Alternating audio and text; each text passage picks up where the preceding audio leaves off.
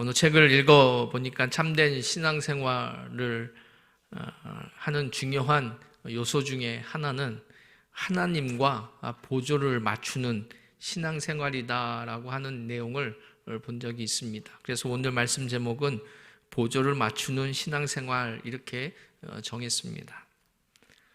그래서 그렇다면 하나님과 보조를 맞추는 신앙생활을 하기 위해서는 어떻게 해야 할까 이렇게 생각을 해보았어요.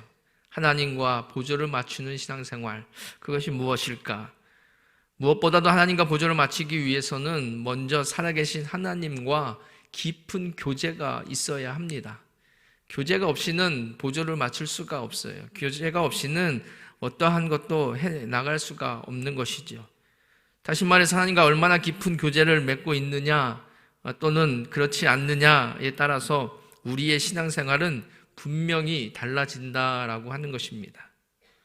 같은 시간에 같은 장소에서 같은 계속적인 똑같이 신앙생활을 한다 할지라도 어떠한 사람은 좋은 신앙생활을 하는 반면에 어떤 사람은 조금 낮은 신앙생활을 하는 경우가 있어요. 이것은 하나님과의 교제의 관계의 문제인 것입니다. 즉 하나님과 보조를 맞추어서 깊은 교제를 갖는다는 것은 결국 하나님의 뜻, 하나님과 뜻을 같이 하기 위해서 나의 생각과 뜻을 하나님께 맞추는 것을 말하는 것이에요. 어쩌면 이러한 말은 제자훈련을 할 때나 성경 공부를 할 때 많이 말하기도 하고 또 많이 들었던 내용 중에 하나일 것입니다. 하나님과 생각을 맞추는 것. 하지만 하나님의 생각에 내 생각을 맞춘다는 것, 하나님의 뜻에, 하나님의 계획에, 하나님의 섭리에 나의 생각을 거기에 맞춘다라고 하는 것은 결코 쉬운 일이 아닙니다. 왜냐하면 이것을 실천한 사람은 그렇게 많지 않기 때문에 그래요. 교회에서 열심히 봉사는 하지만은 하나님과의 관계, 이 하나님과의 관계가 먼 사람들이 많이 있다라고 하는 것입니다. 예수님의 뜻과 생각을 잘 알고 그 뜻과 생각에 나를 맞추어야 하는데, 하나님의 계획 속에 나를 집어넣어야 하는데 그러지 못하고 그저 종교 생활에만 열심히 내는 사람들이 종종 있다라고 하는 거예요. 지금 마이크가 많이 울려요. 지금 제가 힘드네요. 하나님이 성경을 우리에게 주신 목적이 무엇입니까? 성경에는 우리를 향한 하나님의 뜻과 계획이 아주 자세하게 기록되어 있습니다. 죽을 수밖에 없는 우리들을 어떻게 구원하실지에 대한 계획, 그 계획과 구원받은 성도가 앞으로 하나님과 어떻게 관계를 가지면서 살아가는 것이 올바른 신앙생활인가라고 하는 것을 분명하고 또 정확하게 우리에게 말씀해 주고자 하는 것이 바로 성경이다라고 하는 것입니다. 그래서 우리는 성경을 통해서 하나님의 뜻을, 하나님의 계획을, 또 하나님의 그러한 계시한 그러한 말씀을 우리는 알 수가 있는 것이에요. 이 땅에 어떠한 신도요, 물론 다 만들어진 신이지만, 하나님 외에는 다 만들어진 신이지만, 이 땅에 어떠한 신도 하나님 외에는 아무도 없다는 것을, 하나님의 뜻과 하나님의 계시를 나타내는 그러한 하나님이 없다라고 하는 것을 우리는 알아야 하는 것이에요. 오직 하나님만, 살아계신 하나님만 하나님의 계획과 하나님의 뜻을 우리에게 분명히 말씀하고 있는 것이죠. 그래서 하나님은 우리와 소통하기를 원하십니다. 우리와 교제하기를 원하신다라고 하는 것입니다. 그저 교회 왔다, 그저 교회 나가는 그러한 성도가 아니라 하나님과 교제하기를 원하는 거예요. 기도를 통해서, 말씀을 통해서, 예배를 통해서 교제하기를 원하신다라고 하는 것이에요. 왜냐하면 하나님은 누군가에 의해서 만들어진 하나님이 아니기 때문에 그렇습니다. 지금도 살아계신 하나님이십니다. 그래서 인격적으로 우리를 만나기를 원하시는 하나님이시기 때문에 교제를 원하신다라고 하는 것이에요. 그래서 믿음의 성도는 무엇보다 하나님의 마음과 생각에 깊이 공유하고 있어야 되는 거예요. 우리가 신앙생활이다라고 하는 것은 교회 왔다 갔다 하는 것을 신앙생활이라고 이야기하는 것이 아니라, 물론 그것도 하나의 그 신앙생활이라고 얘기할 수 있죠. 그런데 그것이 중요한 것이 아니에요. 내가 하나님의 계획에, 하나님의 생각에, 하나님의 말씀에 들어가 있느냐가 중요한 것이에요. 그래서 제자 훈련을 할 때에 예수님의 제자가 되는 거예요. 그래서 내 생각을 버리고 하나님의 생각을 갖는 거죠. 나의 삶의 목표, 나의 삶의 계획을, 나의 삶의 목표를 버리고 하나님의 삶의 목표, 예수 그리스도의 목표를 향해서 달려가는 그러한 성도로 변화되어져 가는 것이 제자 훈련이고 사역 훈련인 것입니다. 예수님도 제자들을 가르치실 때 말씀으로만 가르치지 않으셨어요. 말씀으로도 물론 가르치시기도 하죠. 그러나 때로는 예수 그리스도의 삶을 통해서 가르쳐 주실 때도 분명히 있었습니다. 그래서 설교도 중요하지만 감정적인 방법으로 가르쳐 주시는 것도 중요하다라고 하는 것이, 오늘 본문에 예수님이 사마리아 여인을 만나는 장면은 제자들에게 간접적인 방법으로 제자들을 가르치는 그러한 예수님의 뜻이 있습니다. 오늘 본문에는 예수님이 사마리아 여인에게 복음을 전하신 이후에 음식을 구하기 위해 동네에 갔다가 돌아온 제자들과 대화하는 그러한 장면으로 시작을 하죠. 이 본문을 자세히 읽어보면 한 가지 뚜렷한 대조가 나타나고 있습니다. 그것은 다름이 아닌 예수님의 제자들과 사마리아 여인의 모습, 행동의 대조를 이루고 있어요. 결론부터 말하자면 방탕했던 이 사마리아 여인은 예수님의 마음을 너무나도 잘 이해해서 어떻게 했어요? 결과적으로 물동이까지 버려두고 동네에 들어가서 자신이 받은 구원을 외치는 그러한 여인이 되었다라고 하는 것입니다. 전도자가 되었다라고 하는 것이지요. 그런데 놀랍게도 예수님과 오랜 시간 함께 한 그러한 제자들은 사마리아 여인과는 다르게 예수님의 마음을 전혀 이해하지 못하는 것이에요. 이 부분이 우리에게 주는 아주 귀한 메시지가 있는 것입니다. 잠깐 만난 사마리아 여인은 하나님, 예수 그리스도의 마음과 함께 뜻을 맞추었어요. 보조를 맞추었어요. 그래서 그가 무엇을 해야 될지를 알았어요. 그러나 오랫동안 같이 한 제자들은 예수님의 그러한 뜻을 이해하지 못했어요. 사마리아 여인과 어떻게 저렇게 대화를 할 수 있는가, 그러한 것에만 트집을 잡으려고 했다라고 하는 것이지요. 적어도 우리가 하나님과 보조를 맞추기 위해서는, 그래서 참된 신앙생활을 하기 위해서는 무엇보다도 먼저 편견이라고 하는 것을 버려야 합니다. 제가 편견에 대해서 많이 이야기를 하는 것 같아요. 편견에 대해서 우리는 버려야 되는 거예요. 하나님은 오늘 본문 말씀을 통해서 우리가 가지고 있는 편견을 버리고 벗어나야 한다라고 성경은 가르쳐주고 있어요. 27절에 보니까 이렇게 말씀하고 있죠. 이때 제자들이 돌아와서 예수께서 여자와 말씀하시는 것을 이상히 여겼으나 무엇을 구하시나이까, 어찌하여 구하 말씀하시나이까 묻는 자가 없더라, 이렇게 이야기합니다. 예수님의 제자들은 예수님을 보고 이상히 여겼습니다. 이상했죠. 동네에 가가지고 먹을 것을 가지고 이렇게 돌아왔는데 지금 이상한 행동을 하고 있는 것입니다. 제자들이 보는 눈에 있어 말입니다. 그럼에도 불구하고 아무도 예수님께 묻는 자가 없었습니다. 묻지 않았다라고 하는 것이, 이유가 무엇이었을까요? 제자들이 말이 없는 그런 사람들이었을까요? 참을성이 많은 사람들이어서 예수님이 이러한 행동들을 보고 그냥 참는 거였을까요? 적어도 베드로는 그런 사람은 아니잖아요. 물론 27절 한 절만을 가지고 제자들의 마음이 어떠했는지 알기는 좀 쉽지는 않습니다만 성경에는 분명히 이야기하고 있어요. 그 모습을 보고 이상히 여겼으나, 이상히 여겼다라고 얘기하는, 예수님의 모습을 보고 이상히 여겼다라는 것이에요. 적어도 기분이 좋지 않았다라고 하는 거예요. 제자들의 마음이 지금 기분이 좋지 않았다, 또 마음이 상했다라고 하는 것입니다. 왜 그렇습니까? 왜 예수님이 한 여인과 이야기하는 것이 기분 나쁘고 마음 상할 일입니까? 우리가 잘 알고 있잖아요. 우리가 계속해서 이 말씀을 드렸잖아요.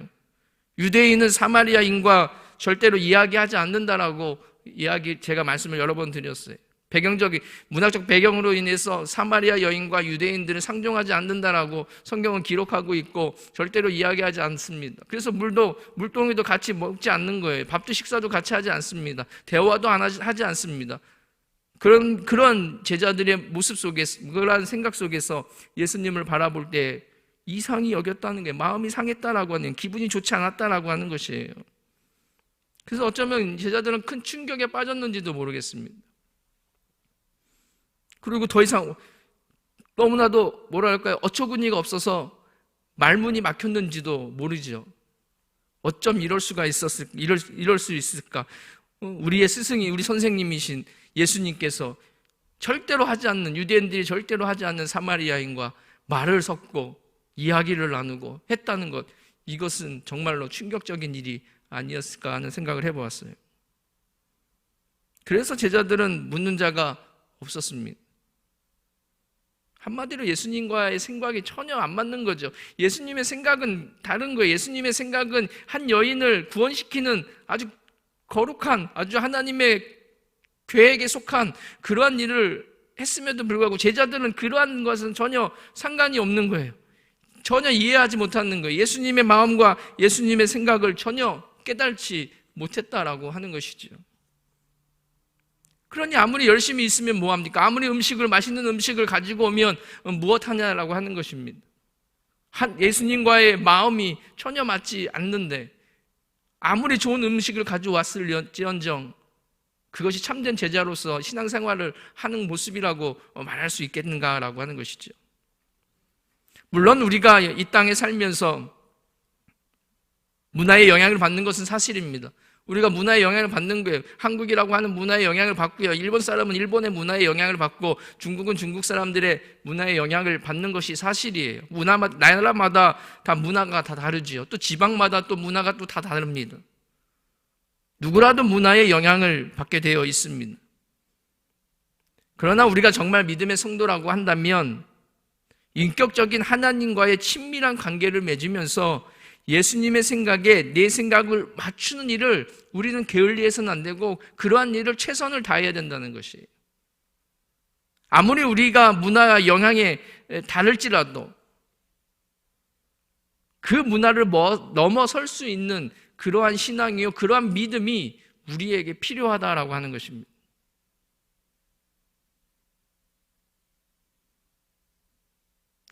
그렇지 않으면 우리는 올바른 신앙생활을 할 수가 없는 것이에요.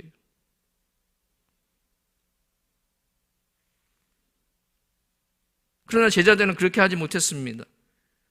예수님의 제자들은 예수님과 함께 하면서 자신들의 생각을 조금도 바꾸려고 하지 않았어요. 조금도 다르게 하지 않았다는 거예요. 예수님의 생각을 전혀 알려고 하지 않았다라고 하는 것이죠. 그냥 눈에 보이는 것만 쫓아갔던 제자들의 모습이었습니다. 제자들의 입장에서는 그렇잖아요. 그들의 문화에서는 사마리아 사람은 종교적으로 굉장히 부정한 사람들이었던 것입니다. 그래서 사마리아 사람들과 대화를 하는 것은 곧 부정한 일을 하는 것이라고 그들은 생각했습니다. 그래서 물그릇도 공유하지 않아요.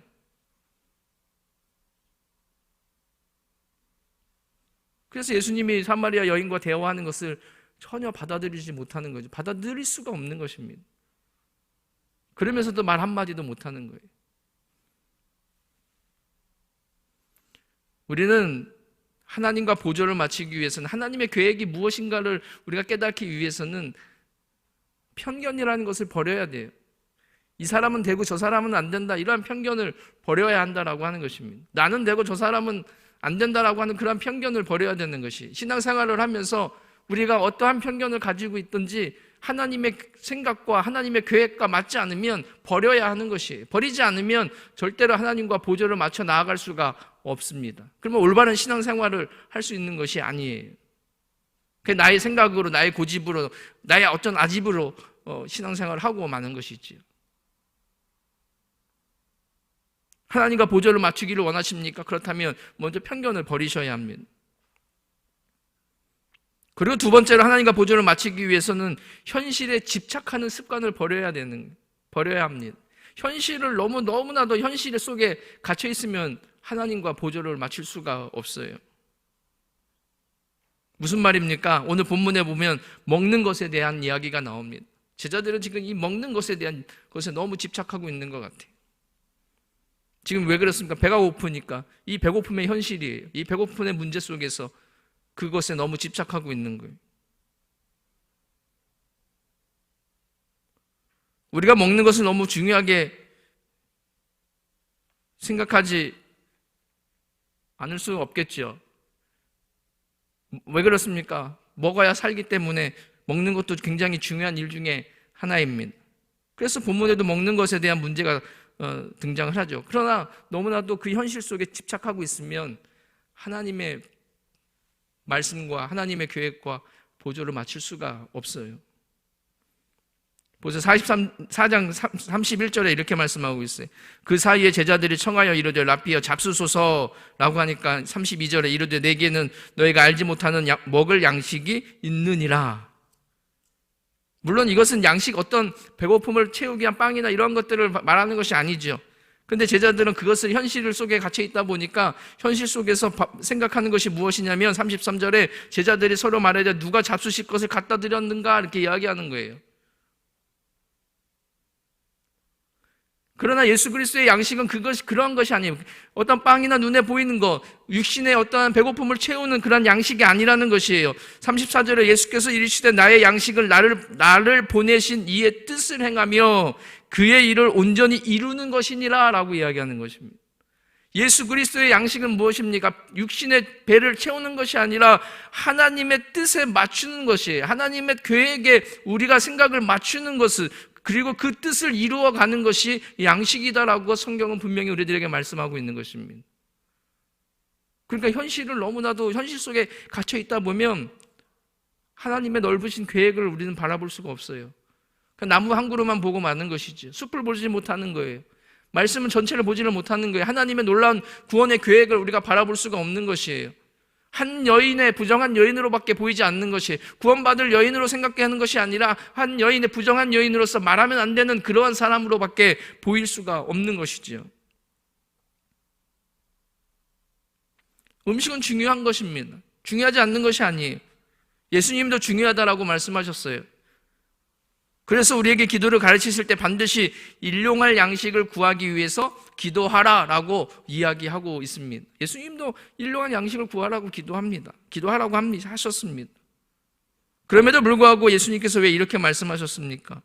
너무 음식에만 집착하지 말라라는 것이에요. 다시 말해서 쉽게 얘기해서 너무 현실적인 문제에 집착하지 말라라고 하는 것입니다. 여러분, 우리가 살면서 문제가 얼마나 많이 있습니까? 여러분, 문제 없는 사람이 어디 있습니까? 문제 없는 사람은 없습니다. 문제가 없는 사람은 죽은 사람이에요. 여러분, 작은 문제든 큰 문제든 문제는 다 누구에나 있습니다. 그러나 그 문제 속에, 그 현실 속에 우리를 가둬버리면 하나님의 넓은 계획과 뜻과 그러한 어떤 섭리를 우리는 이해할 수 없고 바라볼 수 없고 하나님과 보조를 맞출 수 있는 신앙생활을 할 수가 없는 것입니다.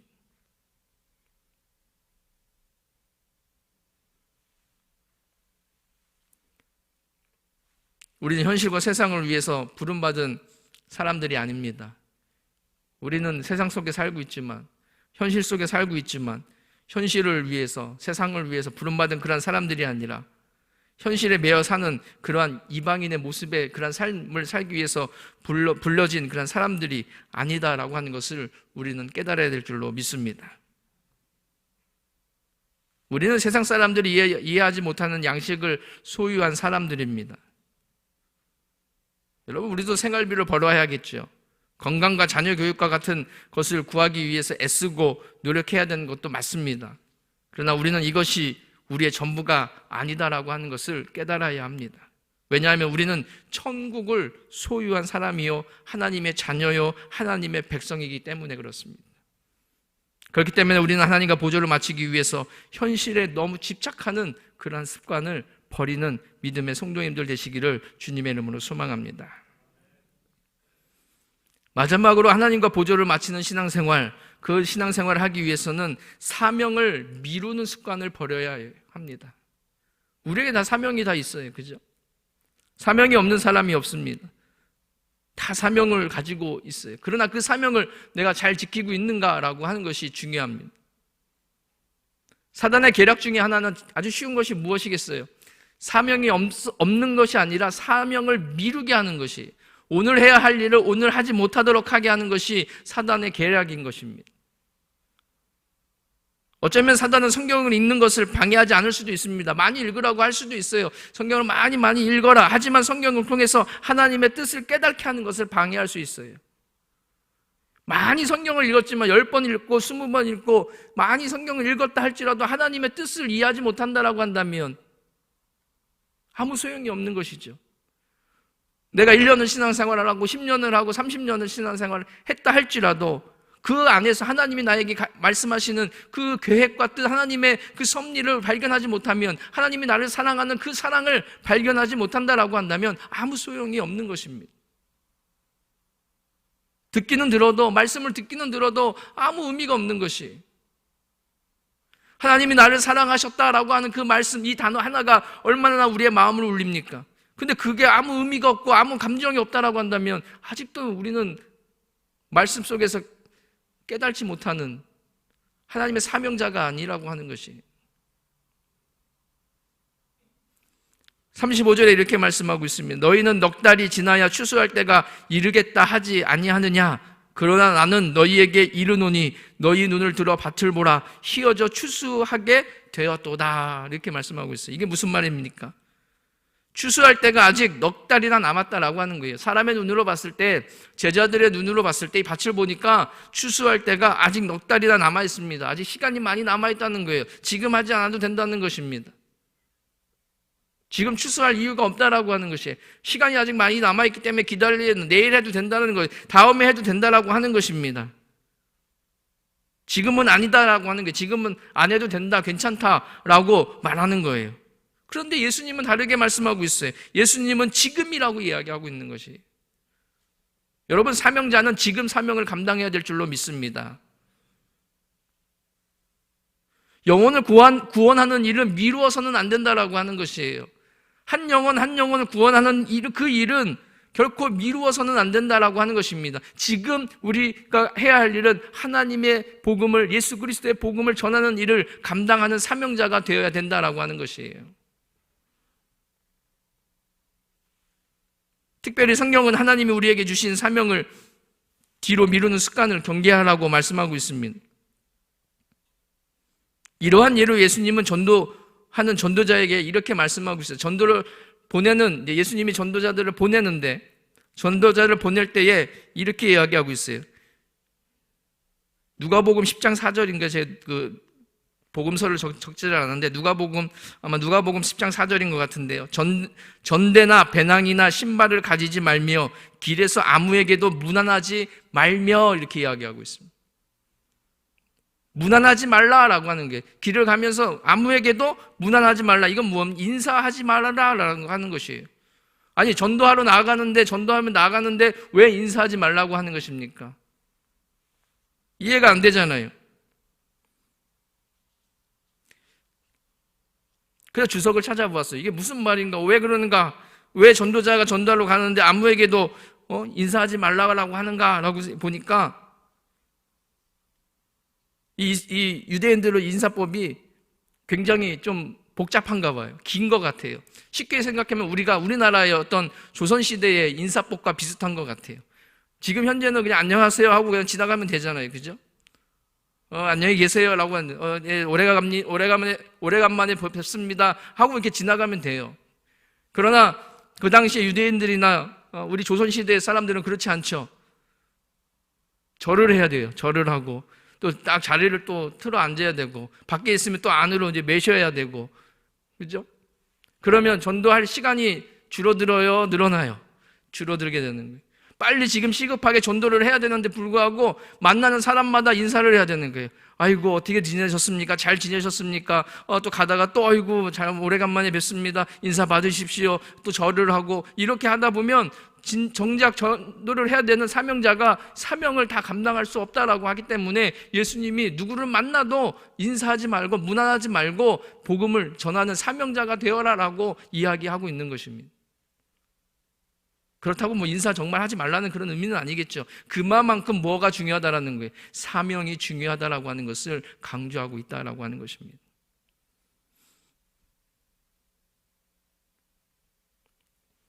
오늘 말씀을 마치도록 하겠습니다. 믿음의 성도는 신앙생활을 잘해야 합니다. 그냥 이왕 하는 김에 신앙생활을 한다고 우리가 시작하면서 하는 김에 정말로 하나님이 기뻐하시는 신앙생활을 해야 되지 않겠습니까? 그러기 위해서는 무엇보다도 하나님과 보조를 맞추는 그러한 신앙생활을 해야 될 줄로 믿습니다. 우리가 하나님과 보조를 맞추는 신앙생활을 할 때 우리는 우리의 삶에 변화가 일어나고 우리의 삶에 또 다른 목적을, 예수 그리스도의 목적을 발견하게 될 수가 있는 것이에요. 적어도 오늘 본문에 나오는 이 사마리아 여인이 그랬다라고 하는 것입니다. 여러분, 우리 사마리아 여인을 보고 우리는 본받아야 돼요. 이 사마리아 여인은 크게 두 가지의 삶의 변화가 있었습니다. 첫 번째는 뭐냐면 물동이를 버려두고 급히 떠났다라고 하는 거예요. 물동이는 뭡니까? 자신의 인생의 전부예요. 물을 길러러 왔으니까. 그런데 예수 그리스도를 만난 이 사마리아 여인은 자신이 지금 우물가에 온 목적을 잊어버렸어요. 아니, 이제 그 목적이 중요하지 않게 되어졌다라고 하는 거예요. 물을 기르는 목적이 중요하지 않는 거예요. 누구를 만났기 때문에, 예수 그리스도를 만났기 때문에 이제 더 이상 그것이 중요하지 않다라는 것이에요. 그래서 물동이를 버려두고 곧장 마을로 뛰어갔다라고 성경은 기록하고 있는 것입니다. 이 여인의 인생의 목적이 완전히 바뀌었다라고 하는 거예요. 여러분, 우리가 살아가는 목적이 무엇입니까? 그것이 나를 위한 목적입니까? 아니면 하나님을 위한 목적입니까? 여러분, 우리가 정말로 올바른 신앙생활, 참된 신앙생활을 하기 위해서는 나의 목적의 신앙생활이 아니라 하나님을 위한 목적의 신앙생활이 될 줄로 믿습니다. 그러한 삶을 살아갈 때에 우리의 삶은 완전히 바뀌게 되어지는 거예요. 어떻게 바뀌어집니까? 두 번째, 이 여인의 모습이 달라졌어요. 여러분, 이 여인은 사람들을 만나는 걸 되게 싫어했습니다. 좋아하지 않았습니다. 그래서 사람들이 아무도 없을 때에 물을 기르러 온 여인 아니었습니까? 그런데 예수 그리스도를 만나고 물동이를 버려두고 들어가자마자 누구를 만나는 거예요? 사람들을 만나는 거예요. 사람들을 만나서 무엇을 합니까? 그가 가지고 있는 사명, 예수 그리스도가 주신 사명을 전하는 거예요. 복음을 증거하는 거예요. 내가 메시아를 만났다, 와서 보라라고 이야기하고 있다라고 하는 것이죠. 오늘 49절에 이렇게 기록하고 있어요. 내가 행한 모든 일을 내게 말한 사람을 와서 보라, 이는 그리스도가 아니냐라고 하니까 놀라운 일이 생겼어요. 30절에 그들이 동네에서 나와서 예수께로 오더라. 여러분, 이 여인이 얼마나 많은 사람들에게 조롱을 받고 손가락질을 받던 여인이었습니까? 그런데 이 여인이 내가 만난 예수 그리스도가 있는데 와서 보라라고 하는 그 말에 사람들이 반응을 보이고 나왔다라고 하는 것이에요. 적어도 하나님과 보조를 맞추니까, 적어도 하나님 계획의 생각에 자신을 담그니까, 자신의 생각을 넣으니까 역사가 일어나는 줄로 믿습니다. 중요한 것은 무엇입니까? 우리는 올바른 신앙생활을 하기 위해서 하나님과 보조를 맞춰야 되는 것이에요. 그러면 모든 일은 하나님께서 다 책임져 주실 줄로 믿습니다. 편견을 버리는 거예요. 편견을 깨는 것이에요. 현실에서 벗어나는 것입니다. 그리고 하나님이 주시는 오늘의 사명을 미루지 않고 그 사명을 즉시 감당하는 것입니다. 그럴 때 우리는 참된 믿음의 소유자요, 하나님이 기뻐하시는 성도가 될 줄로 믿습니다. 바로 원하는 것은 정말로 우리가 신앙생활을 시작하면서 이왕이면 정말 하나님이 기뻐하는 그러한 신앙생활을 함으로써 하나님께 영광이 되어지고 우리의 삶에는 축복이 되어질 뿐만 아니라 정말 우리의 사명을 잘 감당하는 우리 창덕교회 모든 성도님들 되시기를 주님의 이름으로 소망합니다. 기도하겠습니다. 고마우신 하나님 아버지, 감사합니다. 오늘도 저희들에게 은혜를 베풀어 주시어서 수요일 저녁 주님 앞에 나와 예배드리게 하여 주심을 감사합니다. 하나님, 저희들 우리의 믿음, 우리의 신앙생활이 어떠한 신앙생활인지 돌아보게 하여 주시고 정말로 참된 믿음과 참된 신앙생활을 통하여서 하나님 앞에 영광 돌릴 수 있도록 하나님 인도하여 주시옵소서. 우리의 편견을 버리게 하여 주시옵시고 현실에 매이지 않도록 저희들을 모든 것들을 붙들어 주시며 정말로 우리의 사명을 잘 감당해 나가는 아름다운 주의 백성들이 되어질 수 있도록 하나님 역사하여 주시옵소서. 그래서 하나님께서 우리와 함께 하실 때에 주님의 놀라운 역사가 우리의 삶 가운데 나타나는 아름다운 축복된 성도들이 되어줄 수 있도록 인도하여 주시옵소서. 모든 영광 주 앞에 돌렸고 우리를 구원하신 예수님의 이름으로 감사하며 기도드리옵나이다. 아멘.